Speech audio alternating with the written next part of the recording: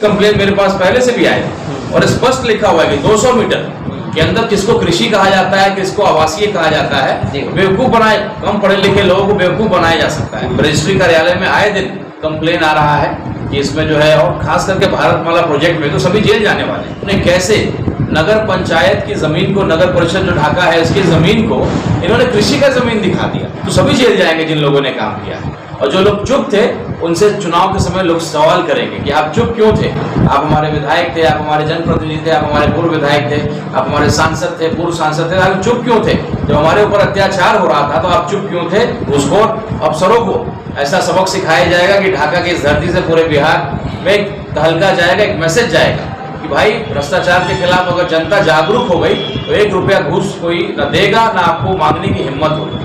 इस कड़ी में हम लोग काम कर रहे हैं भारतमाला भी प्रोजेक्ट को, और 15 तारीख को जब कोर्ट खुल जाएगा, रजिस्ट्री ऑफिस से लेके यहाँ पे ब्लॉक ऑफिस से लेके सीओ ऑफिस से लेकर के लगातार घूसखोरी का काम चल रहा है, उसके खिलाफ हम लोग बाकायदा सबूत इकट्ठा कर रहे हैं, शिकायतें इकट्ठा कर रहे हैं, और एक ही बार एक बड़े पैमाने पे हम लोग धरना करके और सारी चीजों को उजागर करेंगे। ढाका विधानसभा में क्या इस बार वो खेल होने वाला है जिस खेल की किसी ने कल्पना तक न की हो? ऑल इंडिया मजलिस इत्तेहादुल मुस्लिमीन पार्टी AIM को ढाका में आने से कई विपक्षी दलों के नेताओं की नींद चैन उड़ चुकी है। जैसा कि आप देख ही रहे हैं, लोगों से जनसंपर्क किस तरह से कर रहे हैं, एक रफ्तार बन गया है। हाल ही में बैरिस्टर असदुद्दीन ओवैसी ढाका में आए और आने के बाद भरे मन से उन्होंने राणा रणजीत सिंह को अपना प्रत्याशी घोषित किया। आज पार्टी कार्यालय ढाका में बहुत सारे लोग जो जुड़कर सदस्य बने और देखें सदस्यता ग्रहण किया, उनको सम्मानित किया गया। ऑल इंडिया मजलिस इत्तेहादुल मुस्लिमीन पार्टी में दिन प्रतिदिन बढ़ोतरी होती जा रही है। आहिस्ते आहिस्ता जो लोग जुड़ रहे थे, अब लोगों का जुड़ने का जो रफ्तार है वो बढ़ चुका है। ऑल इंडिया मजलिस ढाका में राणा रणजीत सिंह का बड़ा दावा है, उनकी पार्टी आती है तो जो भी भ्रष्टाचार, जो भी रिश्वतखोरी, जो भी विकास के काम अधूरे हैं, उन सब चीज़ों को पूरा किया जाएगा। भ्रष्ट अधिकारियों पर कड़ी नज़र रखी जाएगी, लोगों की समस्या को सुना जाएगा। ढाका विधानसभा का सबसे महत्वपूर्ण पद अपने गार्जियन, अभिभावक जो रिटायर्ड शिक्षक भी हैं, पॉलिटिकल साइंस के विद्यार्थी रहे और सोशल स्टडीज पढ़ाने का काम किया, साथ ही साथ ग्रामीण चिकित्सक भी बहरवा लखन सेन के हमारे गार्जियन, अभिभावक, रिटायर्ड शिक्षक अरविंद कुमार सिंह जी को हम लोगों ने विधानसभा प्रभारी के रूप में नियुक्त किया है। और हमारी पार्टी और विचारधारा से, और खास करके असदुद्दीन ओवैसी साहब ने जिस तरीके से हिंदुस्तान को गर्वान्वित महसूस किया है और इस्लाम का मतलब सिखाया है, और सही मायने में कि हमारा हिंदुस्तान एक है, कभी भी बाहरी दुश्मन से लड़ने का काम या ऐसी नौबत आएगी तो पूरा देश एक हो जाएगा, इसका उदाहरण स्थापित जो ओवैसी साहब ने किया उसको लेकर के प्रभावित थे। और इन्होंने इच्छा जाहिर की कि मैं पार्टी के लिए, आपके लिए जुड़ करके काम करना चाहता हूँ। गार्जियन स्वरूप तो इनका स्नेह मुझे मिलता ही था, लेकिन आज बाकायदा पार्टी ज्वाइन करके और सबसे बड़ी जवाबदेही, चुनाव लड़ने की जवाबदेही, क्योंकि शिक्षक भी रहे हैं और चिकित्सक के रूप में भी काम कर रहे हैं। तो समाज की जो बीमारियां हैं, जैसे घूसखोरी से लेकर के आज रजिस्ट्री ऑफिस में आप चले जाइए, आप देखिएगा आए दिन जो है कृषि के जमीन को आपको कहेंगे कि आवासीय का जमीन है, आपसे डिमांड करेंगे पैसा का, और फिर कहेंगे कि ठीक है हम कृषि में कर देते हैं लेकिन आधा पैसा आप हमको दे दीजिएगा। तरह तरह का घूसखोरी जैसी बीमारियां जो समाज में है, भ्रष्टाचार की बीमारियां हैं, गरीब मजलूम जिसका कोई लड़ाई लड़ने वाला नहीं है, थाना से लेकर के जगह जगह उनको प्रताड़ित किया जाता है। इस लड़ाई को हम लोग और मजबूत करेंगे और संगठन को मजबूत करेंगे, और एक नया बदलाव ढाका विधानसभा देखने वाला। इस कड़ी में हमारे अभिभावक के रूप में हमारे अरविंद कुमार सिंह जी ने इस कमान को संभाला है, और साथ ही साथ हमारे भाग नारायण पासवान जी, चूंकि हमारी पार्टी जय भीम जय मीम का नारा बुलंद करती है और खास करके हम लोग दलित समाज की लड़ाई को हमेशा से लड़ने का काम किया है, तो इसका नेतृत्व जो है ढाका प्रखंड में अरविंद कुमार भाग नारायण पासवान जी को दायित्व दिया गया है। और हमारे भाई विभूति जी, जिनको राजन जी के नाम से भी जाना जाता है, मेरे भाई समान है। बड़ा गर्व का विषय है, एक हम लोग को बहुत ताकत प्रदान हुआ है कि हमारे गार्जियन विधानसभा प्रभारी के रूप में जिम्मेदारी को लिया, और हमारे दूसरे गार्जियन दलित प्रकोष्ठ को मजबूत करने का काम करेंगे। गांव-गांव में जो दलित प्रताड़ित है, बिजली विभाग की बिजली बिल की समस्या हो या कई ऐसी समस्याएं, उसको लड़के संगठन को मजबूत करके हम लोग अपनी पार्टी को भी मजबूत करके और आने वाले भविष्य में एक विधायक ये पार्टी जीत करके पद को कैसे सही मायने में विधायक का जो दायित्व होता है उसको निभा करके हम लोग एक उदाहरण पूरे देश में साबित करने का प्रयास करेंगे। आज पहले बात करेंगे ईमानदारी की इसकी, लेकिन जब वो विधायक या पूर्व विधायक या पदों पे चले जाते हैं तो उनका एक सिस्टम सिंडिकेट के हिस्सा बन जाते हैं, कमीशन सेट हो जाता है कि नहीं बोलने के लिए आपको जो है इतना कुछ दिया जा रहा है तो आप कुछ नहीं बोलेंगे। अनाज की बात करिए, किसको 5 किलो अनाज मिलता है? गरीब सोच रहा है कि भाई हमको चलो फ्री का माल है 4.5 किलो मिल रहा है तो क्या होगा, अरे भाई आप ही के टैक्स के पैसा से मिलता है, फ्री का माल नहीं है। और जिस तरीके से आपने रजिस्ट्री ऑफिस की बात कही है, कई कंप्लेन मेरे पास पहले से भी आए और स्पष्ट लिखा हुआ है कि 200 मीटर के अंदर किसको कृषि कहा जाता है, किसको आवासीय कहा जाता है, बेवकूफ बनाए, कम पढ़े लिखे लोगों को बेवकूफ बनाया जा सकता है। इसलिए भागनारायण पासवान जी जैसे लोग जब हमारे साथ जुड़े हैं तो ऐसे लोग की परेशानियां समस्याओं को जब हमारे कार्यालय में आए और हम भी जाकर के निरीक्षण करेंगे, क्योंकि रजिस्ट्री कार्यालय में आए दिन कंप्लेन आ रहा है कि इसमें जो है, और खास करके भारतमाला प्रोजेक्ट में तो सभी जेल जाने वाले हैं। अभी तो कोर्ट बंद है, मैंने पूरा चिट्ठा पुर्जा इनका इकट्ठा कर लिया है कि इन्होंने कैसे नगर पंचायत की जमीन को, नगर परिषद जो ढाका है इसकी जमीन को इन्होंने कृषि का जमीन दिखा दिया और भुगतान भी कृषि के रेट से कर रहे हैं। एक तो 2013 का रेट से आप भुगतान कर रहे हैं और वो भी कृषि दिखा दिया, तो सभी जेल जाएंगे जिन लोगों ने काम किया है। और जो लोग चुप थे उनसे चुनाव के समय लोग सवाल करेंगे कि आप चुप क्यों थे, आप हमारे विधायक थे, आप हमारे जनप्रतिनिधि थे, आप हमारे पूर्व विधायक थे, आप हमारे सांसद थे, पूर्व सांसद थे, आप चुप क्यों थे? जब हमारे ऊपर अत्याचार हो रहा था तो आप चुप क्यों थे? तो चुनाव में आप आइए, आपसे जनता सवाल करेगी।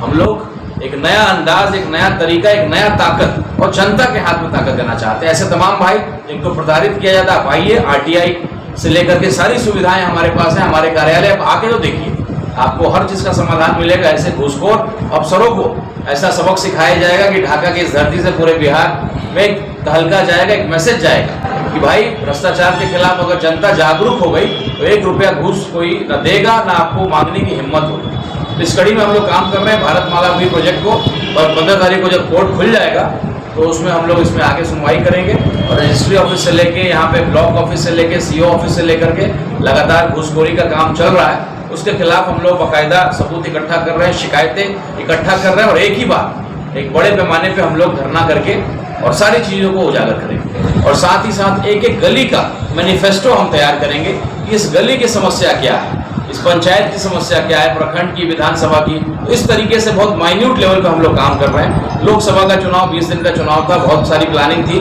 लेकिन कम समय में हम लोग नहीं कर पाए। लेकिन विधानसभा लगभग 75 दिन अभी हमारे पास है और बहुत ही माइन्यूट तरीके से हम लोग इस लड़ाई को लड़ेंगे।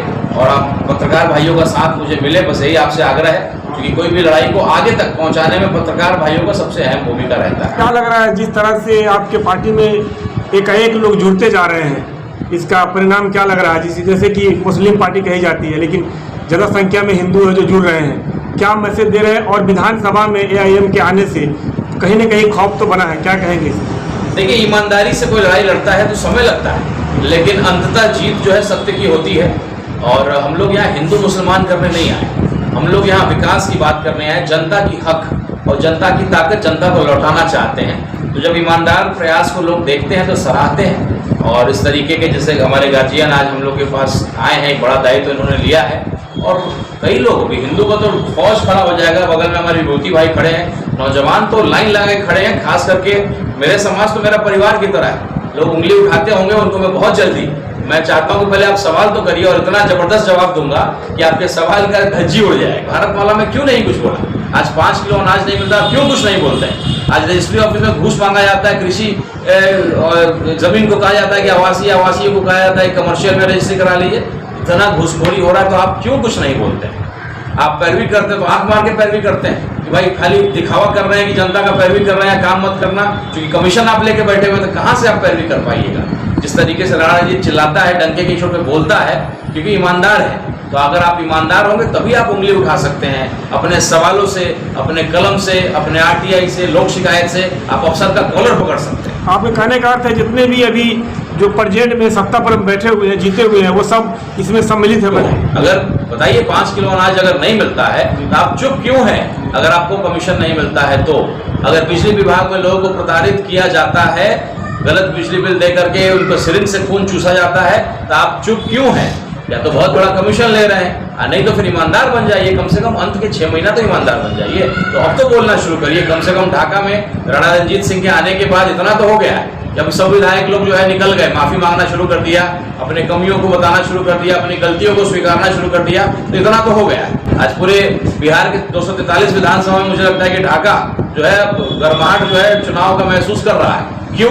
क्योंकि एक ईमानदार और एक मजबूत व्यक्ति इस बीच आ गया और आपको आईना दिखाने का काम कर रहा है। लगता है इस बार ढाका में बदलाव होगा, रणजीत सिंह का परचम लहराएगा। निश्चित ढाका की जनता बदलाव मांग रही है। और स्थिति यह है कि उन लोगों को देखा जा चुका है, परखा जा चुका है, और बार बार परखने की बात नहीं है। ढाका की जनता बदलाव चाह रही है, और ऐसे झाड़ू जो हमारे नेता हैं इनके संबंध में आप देखिए ना, अब स्थिति ऐसा है कि लोग खुद ब खुद आकर जुड़ रहे हैं। इसे क्या कहा जाएगा? ये कहा जाएगा कि लोगों में काफी उत्साह है कि हमें बदलाव चाहिए। इससे पहले किसी और पार्टी में थे क्या? इसके पहले तो हम कांग्रेस में थे।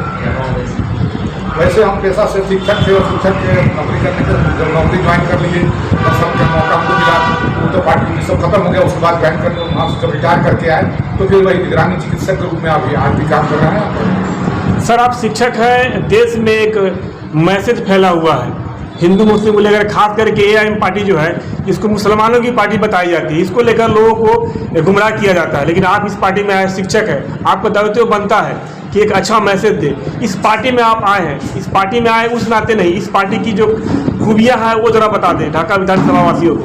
देखिए, ऐसी कोई बात नहीं है जो ये प्रचार जो होता है कि नहीं ये मुसलमानों की पार्टी है, ऐसी कोई बात नहीं है। अगर मुसलमानों की पार्टी होती तो सिर्फ मुसलमान ही इसमें रहते। आज देखा जाए, आप बिहार में बात कर रहा हूँ, छोड़िए और स्टेट की बात, बिहार में देखा जाए कितने कार्यकर्ता हिंदू इसमें हैं, जुड़े हुए हैं। जो लोग कहते हैं कि मुसलमान की पार्टी है, जरा नजर उठाकर देख लें कि कितने लोग जुड़े हुए हैं इससे। ऐसी कोई बात नहीं। खानदान पासवान नाम हुआ, लखन सेन घर हुआ, हम दलित समाज से आते हैं, हम प्रयास करेंगे पूरे दलित को ढाका विधानसभा में राणा रणजीत बाबू का साथ दे, और हम दलित सीताराम बाबू को भी साथ दिए। इस बार भी राणा रणजीत